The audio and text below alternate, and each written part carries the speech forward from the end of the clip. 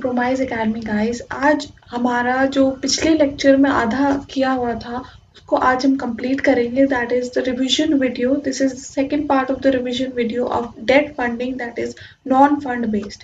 Last lecture में हमने किया था लेटर ऑफ क्रेडिट और हमारा दो टॉपिक्स रह रहा था, एक तो बैंक गारंटी और एक है standby letter of credit. यह वीडियो बहुत छोटी होगी तो आप इसे जल्दी से देखो और रिवाइज करो अपना पूरा सिलेबस फंडिंग का, और हम अच्छे मार्क्स स्कोर करेंगे इस बार. ठीक है, तो लेट्स स्टार्ट. एक उसमें पॉइंट रह गया था लास्ट लेक्चर में, लेटर ऑफ क्रेडिट में uniform customs and practice for documentary credit. ठीक, ये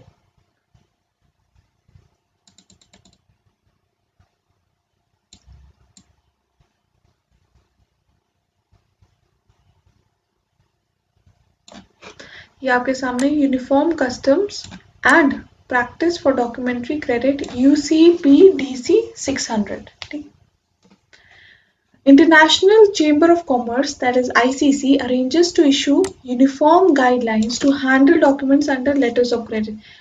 इसका मतलब ये है ना कि ICC एक इंटरनेशनल बॉडी है जो कि गाइडलाइंस इशू करती है फ्रॉम टाइम टू टाइम, ताकि जो डॉक्यूमेंट्स जमा हो जाते हैं कस्टम्स के पास ऑफ डिफरेंट कंट्रीज, तो उसे हैंडल कैसे किया जा सके. These guidelines are used by various parties involved in the letters of credit transactions like exporters. ठीक है, parties तो हमने पढ़ा था लास्ट लेक्चर में. Importers, their bankers, shipping and insurance companies. These guidelines gives clarity for the persons to draw and handle the various documents. Clarity देता है, clear guidelines देता है, instructions देता है ताकि आप documents को कैसे handle कर सको. The latest guidelines is called UCPDC 600 and it came into effect on July 2007. Banks which are involved in LC transactions need to be familiar with, मतलब जो भी involved है इस transaction में, letters of credit के transaction में जो banks, उनको इस guidelines के बारे में पता होना चाहिए. The overall objective of UCPDC document is to reduce confusion in understanding terminologies involved in international trade and reduce disputes among various parties involved in the transaction.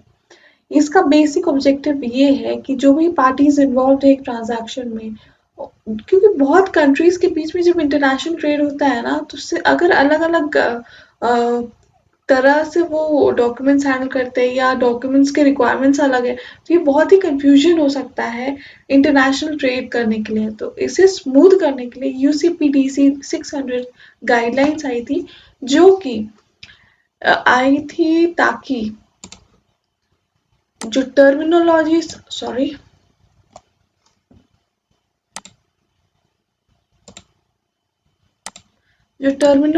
Use होती है उसे समझने के लिए, ताकि हर एक इंसान जो कि इन्वॉल्व है इस पूरे इंटरनेशनल ट्रेड में, तो वो इस सारे जो यूज की जाने वाली टर्मिनोलॉजीज है उसे समझे और ये प्रोसेस को स्मूथली कैरी आउट कर सके. ये हमने पढ़ा था, पेमेंट तब होता है जब बेनिफिशियरी स्पेसिफिक एक्शन और रिक्वायरमेंट जो है spelled out in the letter of credit उसे फुलफिल करती है.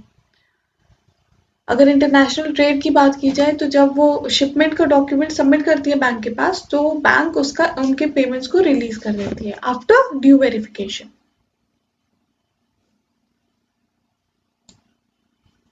हमारा नेक्स्ट टॉपिक मेन टॉपिक है, that is standby letter of credit. A standby letter of credit or SLOC or SBLC is also known as a standby letter of credit is a lender's guarantee of payment to an interested third party. ठीक है, in the event the client defaults on an agreement, the standby letter of credit तब उनका role तब शुरू होता है जब default हो जाए.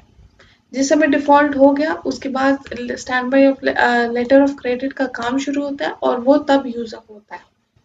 Standby letter of credit of are formal documents, sorry, that specify the duties and obligations of each party. हर एक पार्टी का क्या काम है, मतलब डिफॉल्ट कब हम समझेंगे कि डिफॉल्ट हो गया, जब वो उनके एक्शन जो रिक्वायरमेंट्स थे उसके फुलफिल ना कर पाए। वो फुलफिल कब पता चलेगा कि नहीं कर पाए उन्होंने, कि जब उनका जो दिया गया रोल्स ड्यूटीज थी वो अगर फुलफिल नहीं होता तब कहते हैं डिफॉल्ट हो गया। और तब डिफॉल्ट होने के बाद standby letter of credit role में आता है, पिक्चर में आता है, and serve as an act of good faith. ठीक है। The bank issuing SLOC performs general underwriting duties to ensure that the financial credibility of the party seeking SLOC, मतलब ये पहले जो देखता है कि क्रेडिट वर्दीनेस है कि नहीं, जिस पार्टी के लिए SLOC इशू की जाती है वो पहले चेक करते हैं कि उनका एबिलिटी है कि वो अगर डिफॉल्ट होता है, मतलब डिफॉल्ट के चांसेस क्या है, रिस्क कितना है। अगर डिफॉल्ट के चांसेस ज्यादा है तो ऑब्वियसली बैंक्स इशू नहीं करेंगे।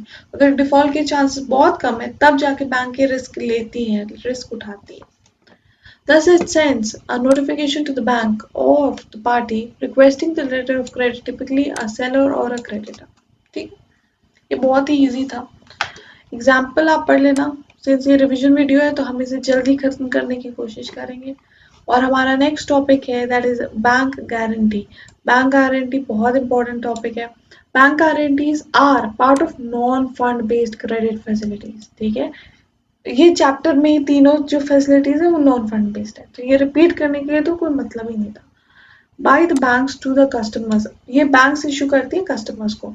Bank issue bank guarantees on behalf of his client, जो बैंक के क्लाइंट है उनके बिहाफ पे ये इशू की जाती है कि एक कमिटमेंट की जाती है थर्ड पार्टी से। जो क्लाइंट है उसका बैंक देता है थर्ड पार्टी को कमिटमेंट कि अगर इन्होंने काम नहीं किया तब हम आपका पेमेंट करने की जिम्मेदारी बैंक की होती है। ठीक है।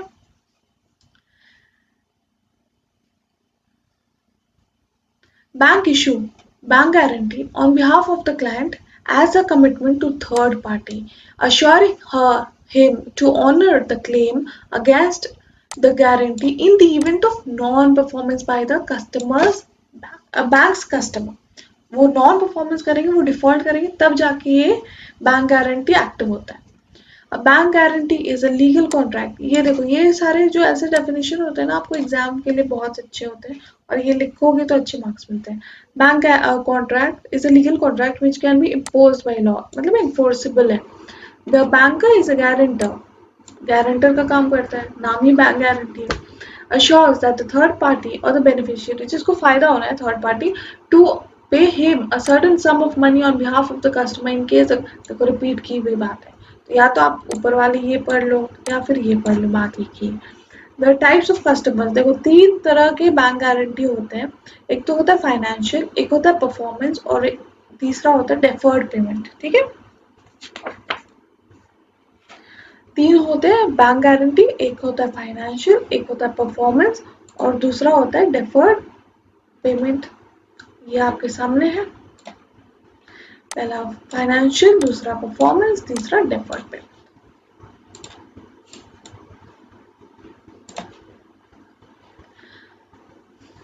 Financial guarantee, the banker issues a guarantee in favour of government department. इसमें है गवर्नमेंट डिपार्टमेंट के ज्यादा, इसमें इम्पोर्टेंस आता है government department. Against caution deposit, generally जो टेंडर्स निकलते हैं गवर्नमेंट के तो उसमें आपको एक कॉशन मनी देना होता है, मतलब एक सिक्योरिटी डिपॉजिट होता है जो आपको बैंक मतलब गवर्नमेंट डिपार्टमेंट को देना पड़ता है। तो इसलिए वो बैंक गारंटी देती है कि आपको एक्चुअल मनी जमा करने की जरूरत नहीं है, बैंक गारंटी दे देती है कि आपका कॉशन मनी वो बैंक के पास है।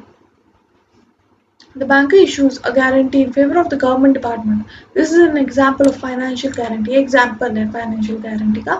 This type of guarantee helps the bank's customer to bid for the contract without actually depositing the money. मतलब money deposit actual में नहीं होता, लेकिन उससे एक बैंक सर्टिफिकेट दे देती है कि अगर बाई चांस ये पार्टी डिफॉल्ट करती है तो हम उसको पेमेंट करने का गारंटी दे रहे हैं।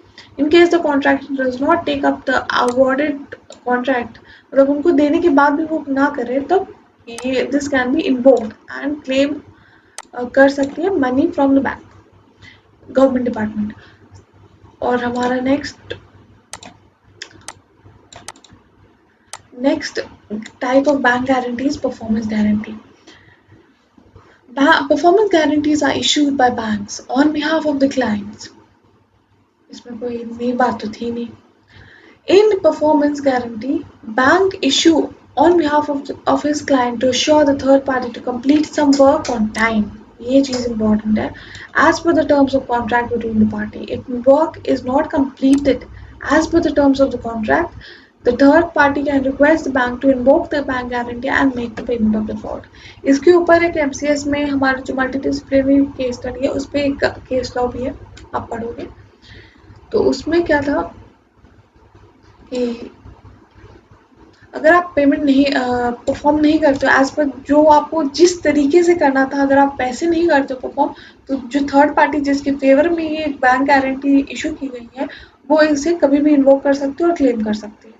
Purpose of issuing bank guarantee, ये इंपॉर्टेंट है कि आपका परफॉर्मेंस हो जैसा आप, मतलब due performance of a specific contract undertaken by the customer, मतलब जैसा वो चाहते हैं as per their terms and conditions, the client performs the activity. To secure any claims, security चाहिए, पहला due performance, second is security, due performance of an equipment project after completion of a specific period due to possible defects appearing after delivery during warranty period to the equipment. Due performance after period. Execution of long term infrastructure projects, इसमें बहुत ज़रूरी होते हैं ये। Third type of bank guarantee is deferred payment guarantee.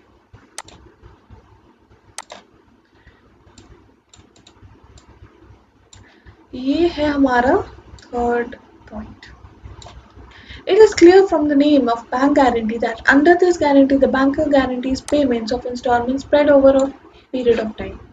Here the banks undertake to make payment of installments payable by the buyer of capital goods such as, मतलब ये example है, आप पढ़ लेना, ठीक है।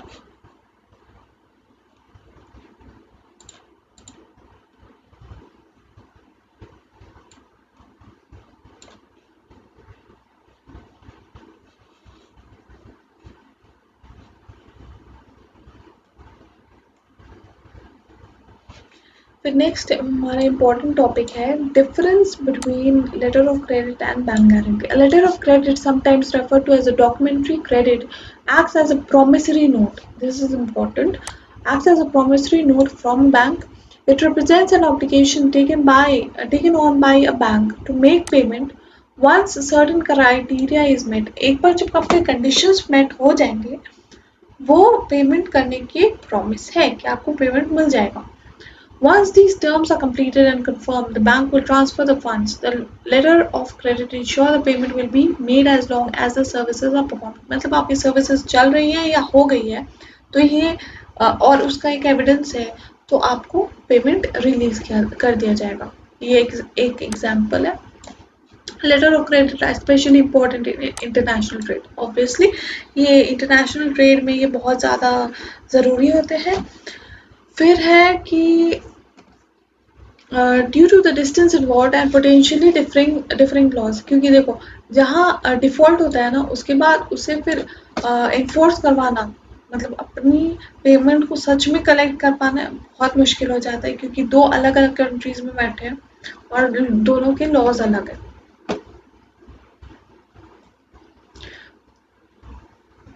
In these transactions, it is not always possible for the parties to meet in person. ज़रूरी नहीं है एक इम्पोर्ट एक्सपोर्ट का एक ट्रांजैक्शन फुलफिल होने कंप्लीट होने के लिए कि इम्पोर्टर और एक्सपोर्टर सच में एक दूसरे से मिले, ठीक है। The bank issuing the letter of credit holds the payment on behalf of the creditor until it receives confirmation that the goods, मतलब shipment, it basically talks about कि शिपमेंट अगर हो गया आपका, ठीक है, तो पेमेंट्स रिलीज कर दी जाएगी तुरंत। While letters of credit are used mostly international trades, यहाँ आता है difference. Bank guarantees are often used in real estate contracts and infrastructure, वहाँ इंटरनेशनल ट्रेड, यहाँ रियल एस्टेट।